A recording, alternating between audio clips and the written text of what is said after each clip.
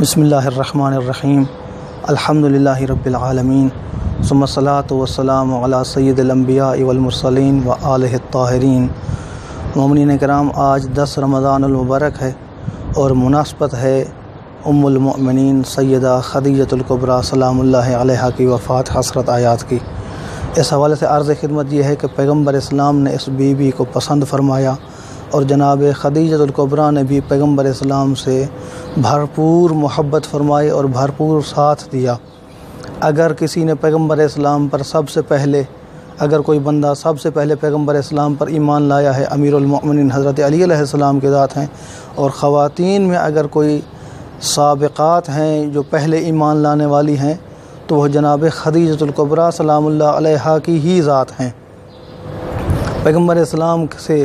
جب جدا ہوئیں، جب پیغمبر اسلام سے علیحدگی کا سفر اختیار کیا، رخصت ہوئیں، اس دنیا سے انتقال فرمایا، تو اکثر پیغمبر اسلام جناب خدیجۃ الکبریٰ کو یاد فرمایا کرتے، اکثر تذکرہ ہوتا جناب خدیجۃ الکبریٰ کا۔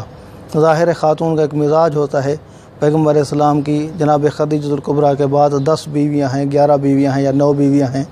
تو وہ ان کو یہ پسند نہیں آتی تھی بعض بیویوں کو، تو کبھی اعتراض کیا کرتی، یا رسول اللہ وہ ایک گزشتہ تھا، یہ خاتون تھی، گزر چکی بوڑھیا تھی، اب اس کا کیا تذکرہ، اس سے بہتر آپشن موجود ہے آپ کے پاس۔ تو پیغمبر اسلام کے یہ الفاظ موجود ہیں، صحیح مسلم کے اندر بھی موجود ہیں، صحیح بخاری کے اندر بھی یہ موجود ہیں کہ پیغمبر اسلام نے جواب دیا، لا واللہ ما ابدلنی اللہ خیرا منہا، فرمایا ٹھیک ہے میرے پاس بہت ساری بیویاں موجود ہیں، زوجات موجود ہیں، لیکن اس سے بہتر کوئی نہیں ہے۔ سرکار رسالت مآب نے اعتراف فرمایا اور یہ بابانگ دہل ارشاد فرمایا کہ خدیجہ سے بہتر مجھے کوئی انتخاب میسر نہیں ہوا۔ فرماتے ہیں آمنت بی اذ کفر الناس، خدیجہ کی خاصیت یہ تھی کہ اس وقت میرے اوپر ایمان لائی جب لوگوں نے مجھے جھٹلا دیا، ٹھکرا دیا، میرا انکار کر دیا۔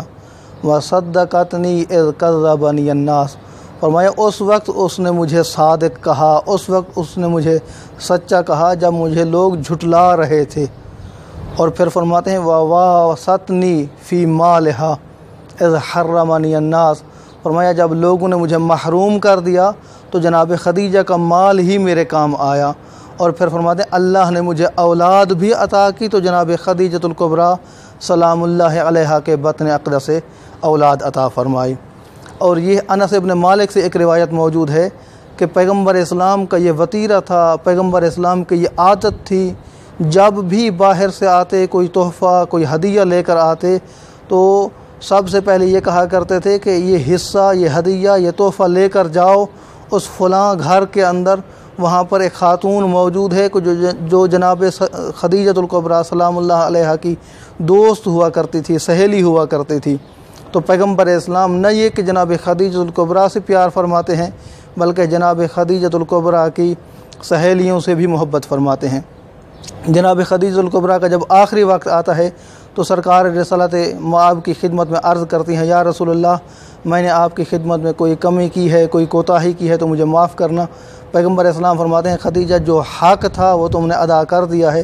یہی گفتگو ہو رہی تھی کہ جناب خدیجۃ الکبریٰ کی سانسیں اکھڑنے لگیں اور جناب خدیجۃ الکبریٰ سفر آخرت پر دواں ہوئیں اور پیغمبر اسلام صلی اللہ علیہ وآلہ وسلم کو داغ مفارقت دے گئیں، اور پیغمبر اسلام اس صدمے سے کبھی باہر نہیں آئے ہیں، اور اسی سال کے اندر ہی جناب ابو طالب کا انتقال بھی ہوتا ہے۔ تو یہ سال مکمل عام الحزن قرار پاتا ہے، غم کا سال قرار پاتا ہے۔ دعا ہے کہ اللہ کی ذات ہمیں ماہ رمضان المبارک کے مفید ایام سے صحیح معنی میں استفادہ کرنے کی توفیق عطا فرمائے۔ والحمدللہ رب العالمین۔